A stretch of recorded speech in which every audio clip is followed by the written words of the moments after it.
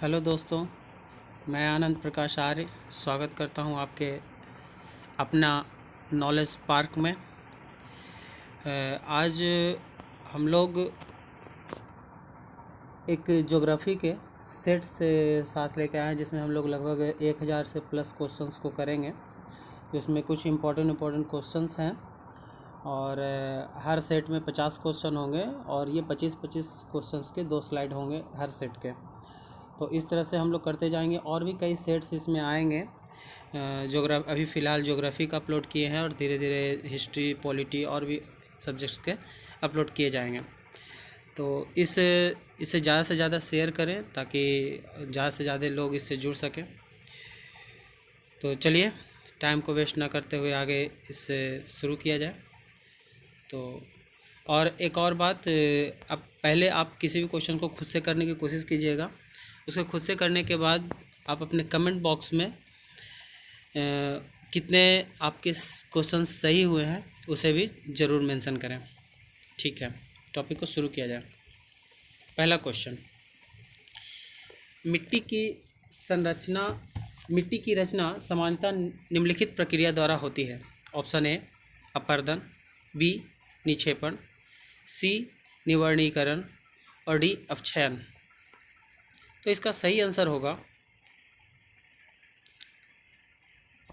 Option B निक्षेपण। अब देखिए निक्षेपण से क्यों होगा। एक होता है अपर्दन, एक होता है अपक्षयन। अपक्षयन का मतलब बेदरिंग कहने का मतलब कि जैसे जब किसी चीज़ पे बड़े पहाड़ हों, पठार हों, उन सब पे लगातार ज़्यादा टेम्परेचर की वजह से, लगातार टेम्परेचर और प्रेशर की वजह से वो लगातार टूटते चला जाता है। टूटना ही उसका अपक्षयन कहलाता है। और उसके बाद उस पर बारिश होती है या हवाओं के कारण या वर्षा के कारण जब उन टुकड़ों को, उन कणों को बहा कर ले जाया जाता है तो उसे आपर्दन कहा जाता है। और जब वो आपर्दित पार्टिकल्स को, यानी जो पार्टिकल्स हुए, इरोजन पार्टिकल्स हुए, उन्हें जब किसी खास जगह पे जा कर के छोड़ दिया जाता है, उसे निक्षेपित किया जाता है तो उसे हम निक्षेपण कहते हैं।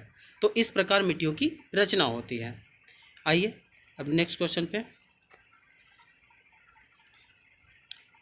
राजस्थान नहर पानी प्राप्त करता है।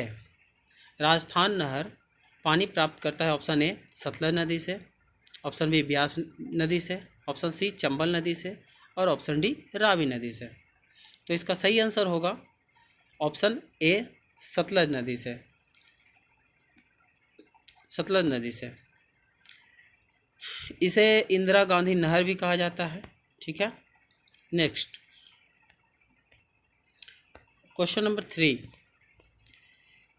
निम्नलिखित में से कौन से 2 राज्य कावेरी जल विवाद से संबंधित हैं। ऑप्शन ए कर्नाटक एवं तमिलनाडु, कर्नाटक एवं केरल, कर्नाटक एवं तमिलनाडु, केरल एवं तमिलनाडु और ऑप्शन डी तमिलनाडु एवं मध्य प्रदेश।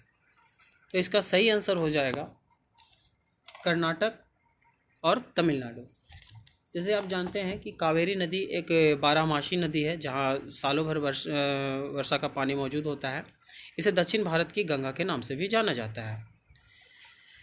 कर्नाटक की अगर बात करें तो कर्नाटक में जो कर्नाटक में कावेरी नदी में जो पानी पाया जाता है वो वेस्टर्न घाट में, यानी पश्चिमी घाट में होने वाली वर्षा के कारण होता है।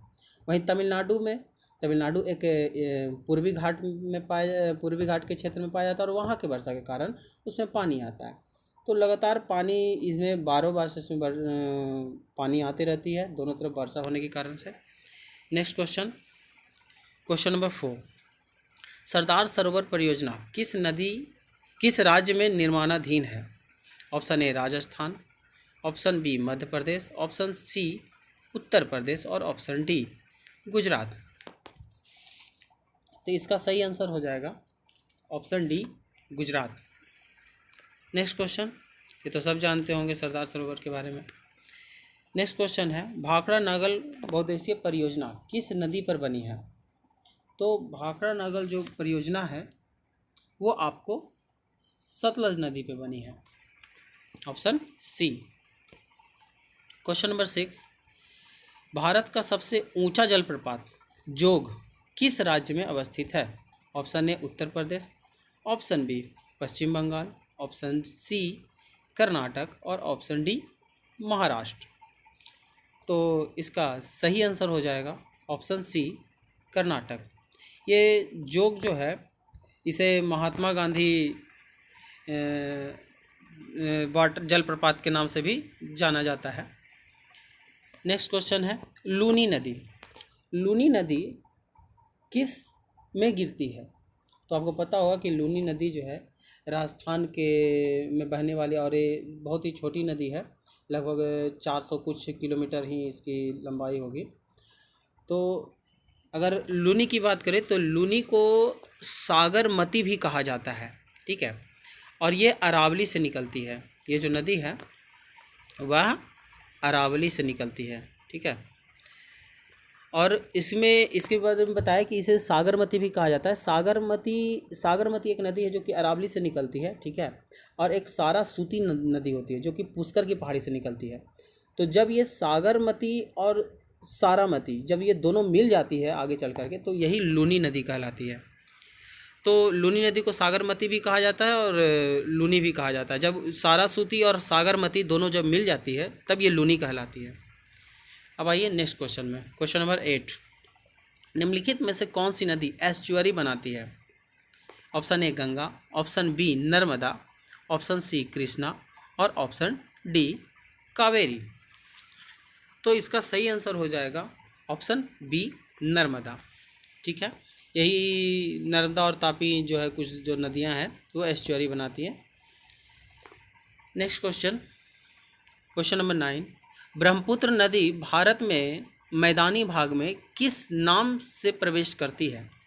Option A Manas, option B Dhanji, option C Dihang और ऑप्शन डी ब्यांगणे।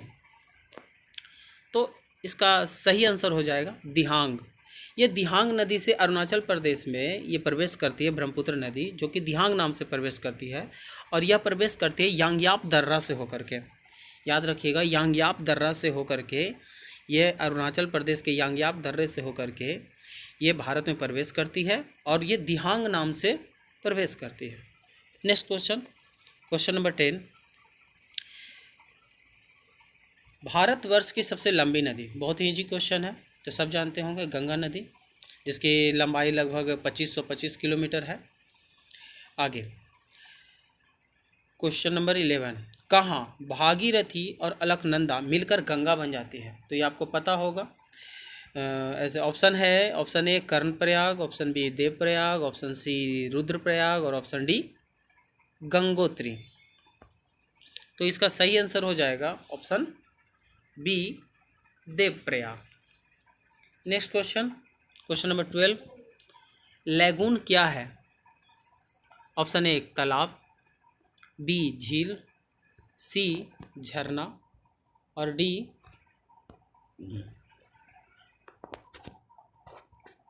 जलप्रपात। तो इसका सही आंसर हो जाएगा झील, ठीक है। नेक्स्ट क्वेश्चन है कोयना परियोजना किस नदी से संबंधित है? क्वेश्चन नंबर 13 है कोयना परियोजना किस राज्य से संबंधित है? Option A Himachal Pradesh, option B Uttar Pradesh, option C Maharashtra, option D Bihar. तो इसका सही आंसर हो जाएगा ऑप्शन सी महाराष्ट्र। और ये कोयना परियोजना एक अपने आप में इसलिए इम्पोर्टेंट भी हो जाता है क्योंकि यह लगभग 1962 में तैयार किया गया था और 1967 में यानी 1967 में, ठीक है, 1967 में क्या हुआ था कि यहाँ इसकी वजह से भूकंप आया था। तो ये महाराष्ट्र में जो कोयना बांध के आसपास जो भूकंप आया था तो ये कहा गया था कि ये कोयना नदी परियोजना की वजह से ही भूकंप आया, क्योंकि वो जो क्षमता है उस क्षमता से ज़्यादा पानी की लोड बनने की वजह से, हाई प्रेशर की वजह से अंदर की चट्टानें टूट गई थी, जिसके कारण थोड़ी भूमि में कंपन हुआ था और भूकंप आया था, ठीक है। Next question, question number 14। Mahatma Gandhi जल विद्युत उत्पादन प्लांट कहाँ स्थित है? महात्मा गांधी जल विद्युत उत्पादन प्लांट कहाँ स्थित है? तो ऑप्शन ए जोग प्रपात, option B Shiva Samudram, option C Gokak, option D इनमें से कोई नहीं।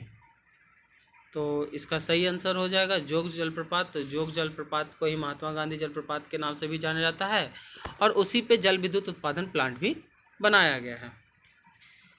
अब आते हैं नेक्स्ट क्वेश्चन पे। Question number 15।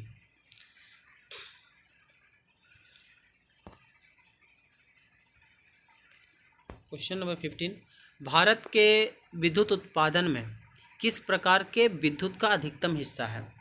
ऑप्शन ए जल विद्युत, ऑप्शन बी तापीय विद्युत, ऑप्शन सी नाभिकीय विद्युत और ऑप्शन डी सौर विद्युत। तो इसका सही आंसर हो जाएगा तापीय विद्युत। Next question, question number 16।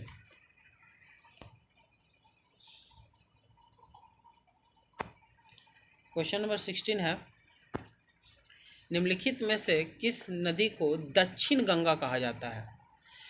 तो इसमें दो तरह के क्वेश्चन आते हैं, एक आता है दक्षिण गंगा और एक आता है क्वेश्चन दक्षिण भारत की गंगा। ठीक है, एक क्वेश्चन आता है दक्षिण गंगा के नाम से और एक क्वेश्चन आता है दक्षिण भारत की गंगा। तो अगर आपको कहीं दक्षिण गंगा दिख जाए तो आप वहाँ गोदावरी लगाइएगा, और दक्षिण भारत की गंगा लग जाए तो वहाँ आपको ऑप्शन डी कावेरी लगाना है। तो यहाँ पे क्वेश्चन क्या दिया हुआ है? दक्षिण गंगा। तो दक्षिण गंगा के लिए आंसर हो जाएगा हमारा ऑप्शन बी। ठीक है, अब आइए नेक्स्ट क्वेश्चन। जवाहर सागर, राणा प्रताप सागर और गांधी सागर जलाशय किस नदी पर निर्मित है? तो ये जवाहर सागर, राणा प्रताप सागर और गांधी सागर जलाशय किस नदी पर निर्मित है? ये है ऑप्शन में है बेतवा होना चाहिए, वहाँ पे मिसप्रिंट है। Option B Narmada, option C Tapti और ऑप्शन डी चंबल। तो इसका सही आंसर हो जाएगा ऑप्शन डी चंबल। अब आइए क्वेश्चन नंबर 18 पे। प्रसिद्ध चिल्का झील कहाँ अवस्थित है? चिल्का झील जो है कहाँ अवस्थित है? Option A Rajasthan, option B Orissa, option C Karnataka और ऑप्शन डी पश्चिम बंगाल। इसका सही आंसर हो जाएगा ऑप्शन बी उड़ीसा। और ये थोड़ा इसलिए भी इम्पोर्टेंट होता है क्योंकि ये एक लवणीय है और ये पूछा जाता है हमेशा एग्जाम में। नेक्स्ट क्वेश्चन है, पुष्कर झील कहाँ अवस्थित है? तो पुष्कर झील जो आपका ऑप्शन में है, ये तो नाम से ही जानते हैं, पुष्कर की पहाड़ी भी राजस्थान में पाई जाती है और पुष्कर की पहाड़ी के पास ही जो है पुष्कर झील भी है।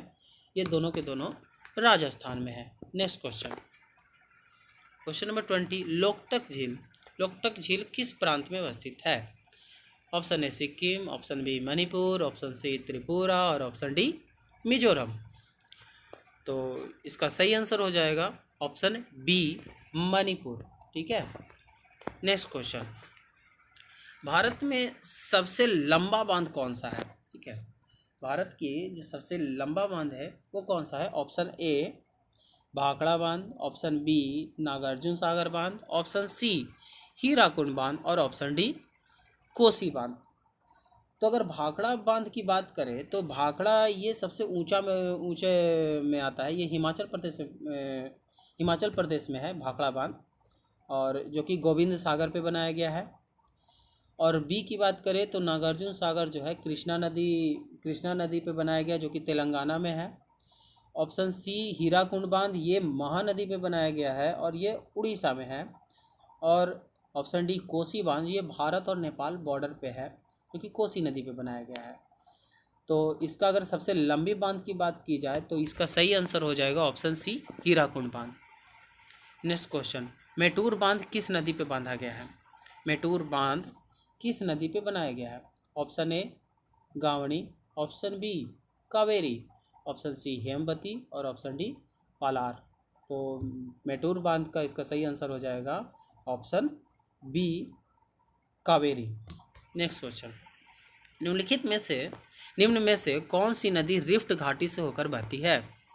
Option A Mahanadi, B Narmada, option C Godavari और ऑप्शन डी यमुना। तो इसका सही आंसर हो जाएगा नर्मदा। तो नर्मदा और ताप्ती दो एक ऐसी नदियां हैं जो कि रिफ्ट घाटियों से होकर गुजरती है। क्वेश्चन नंबर 24, निम्नलिखित में से कौन सी नदी विंध्य और सतपुड़ा पर्वत श्रृंखला से मध्य से होकर गुजरती है? तो आप इसे याद रखिएगा हमेशा कि ये हमेशा नर्मदा ही होता है इसका आंसर। नर्मदा जो है विंध्या और सतपुड़ा के बीच से होकर गुजरती है। मान लीजिए कि ये विंध्याचल पर्वत है और ये आपका सतपुड़ा है, तो इसके बीच से आपका नर्मदा और ये इसके नीचे से ताप्ती नदी बहती है। ठीक है, अब नेक्स्ट क्वेश्चन पे, नागार्जुन परियोजना किस नदी पर बनाई गई है? तो अभी थोड़ा देर पहले हुआ था क्वेश्चन, नागार्जुन परियोजना किस नदी पर बनाई गई, तो इसका सही आंसर क्या हो जाएगा? कृष्णा नदी। तो ये हो गया आज का 25 क्वेश्चन, और आप अपने कमेंट बॉक्स में ये ज़रूर बताएं कि आपके कितने क्वेश्चन सही हुए, और ये क्वेश्चंस इजी ही थे। और अगर ये मेरा पहला वीडियो है, अगर मुझसे कुछ गलती हुई होगी तो माफ़ कीजिएगा, धीरे धीरे सब कुछ सीख जाऊंगा और फिर आगे भी इस तरह के वीडियो लाएंगे। अभी तो ज्योग्राफी का है, कुछ दिन बाद हिस्ट्री, पॉलिटी और भी कई क्वेश्चंस आते रहेंगे। आप इसे ज़्यादा से ज़्यादा शेयर कीजिए और लाइक कीजिए, और कमेंट बॉक्स पे अपने मार्क्स बताइए कि 25 में कितने क्वेश्चंस ठीक हुए, और इसमें कुछ त्रुटियां भी हों तो बताएं, छोटे भाई समझ करके हमें सिखाएं। धन्यवाद।